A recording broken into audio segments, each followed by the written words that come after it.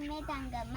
പ്രിയ DCL കൂട്ടുകാരെ, 2026 July 19 New York സിറ്റിയിലെ New Jersey stadium ഇളകി മറിയുകയാണ്. അർജന്റീനയെ 1 ഗോളിന് തോൽപ്പിച്ച സ്പെയിൻ ഫിഫ ലോകകപ്പ് വിജയം നേടിയ നിമിഷം സ്പെയിൻ ടീമിൻ്റെയും ആരാധകരുടെയും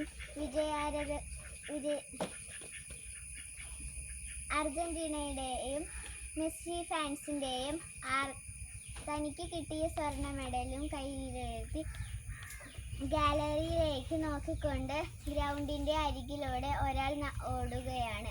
അയാളുടെ പേരാണ് നിക്കോ വില്യംസ്. ആഫ്രിക്കൻ വംശജനായ സ്പാനിഷ് ഫുട്ബോൾ ടീം അംഗം. ഇക്കഴിഞ്ഞ ജൂലൈ 12-ന് 24-ാം പിറന്നാൾ ആഘോഷിച്ചവൻ മകനെ എന്ന വിളിയുമായി ഗാലറിയിൽ നിന്നും ഇരു കൈകളും നീട്ടി നിന്ന് മരിയ ആർതർ എന്ന അവൻ്റെ അമ്മയെ കണ്ടതും മിഴികളോടെ നിക്കോ തൻ്റെ മെഡൽ അമ്മയുടെ കഴുത്തിൽ ചാർത്തി. ചുറ്റും പൊതിഞ്ഞ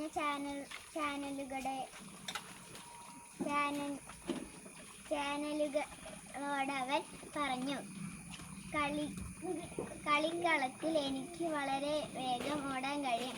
എന്നാൽ എനിക്ക് എൻ്റെ അമ്മയോളം വേഗത്തിൽ ഓടാനാവില്ല.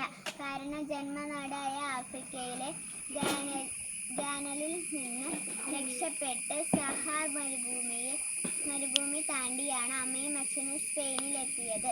അതിനാൽ എൻ്റെ അമ്മയ്ക്കാണ് ഈ മെഡലിന് എന്നെക്കാളും അർഹത. പ്രിയ കൂട്ടുകാരെ, ലോകം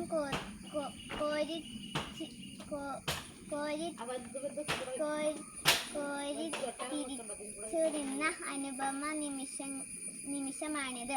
നിക്കോ പറഞ്ഞത് സത്യമാണ്. വെറും 3 പതിറ്റാണ്ടുകൾക്ക് മുമ്പ് ആഫ്രിക്കയിലെ ഗാനയിൽ നിന്നും അഭയാർത്ഥികളായി സഹാർ മരുഭൂമി കാൽനടയായി നടന്ന് സ്പെയിനിലെത്തിയ ഫെലിക്സ് വില്യംസിൻ്റെയും മരിയ ആർതറിൻ്റെയും മക്കളാണ് സ്പെയിൻ നാഷണൽ ഫുട്ബോൾ ടീം അംഗങ്ങളായ ഇനാക്കി വില്യംസും നിക്കോ വില്യംസും.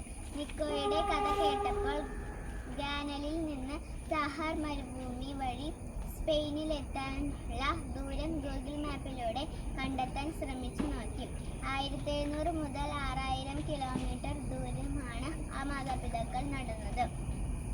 കാൽനടയായി നടന്ന ഏകദേശം 130 മുതൽ 550 ദിവസങ്ങൾ നിർത്താതെ നടക്കണം.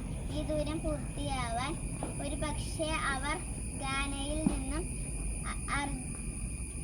അൾജീരിയയിലൂടെ സഹാർ കടന്ന് ഒറാനിൽ നിന്ന് കപ്പൽ കയറി അലിക്കാൻ്റെ തീരത്തെത്തിയിറങ്ങി ആഗോസ്റ്റിലൂടെ സ്പെയിനിലെത്തിയിട്ടുണ്ടാകും.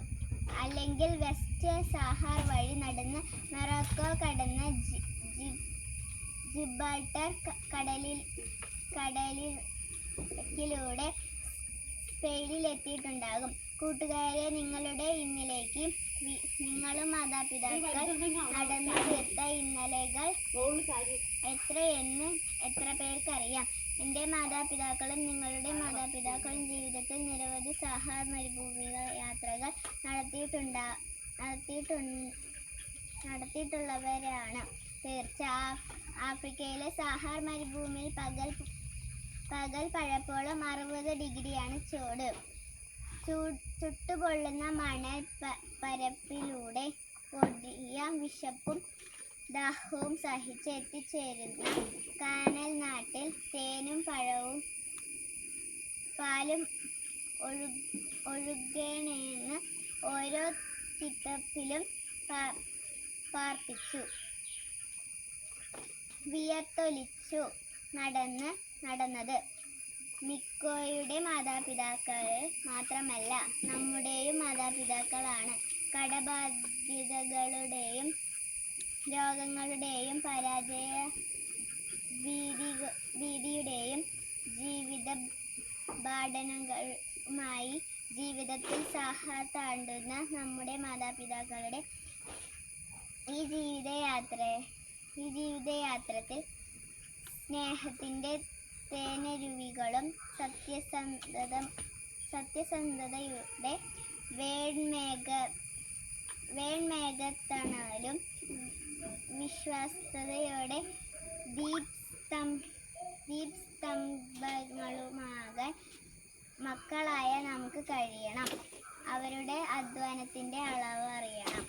അവർ നമുക്കായി താണ്ടിയ സഹകളുടെ ദൂരമറിയണം. അപ്പോൾ തൻ്റെ പൊന്നമ്മയ അമ്മയോളം വരില്ല.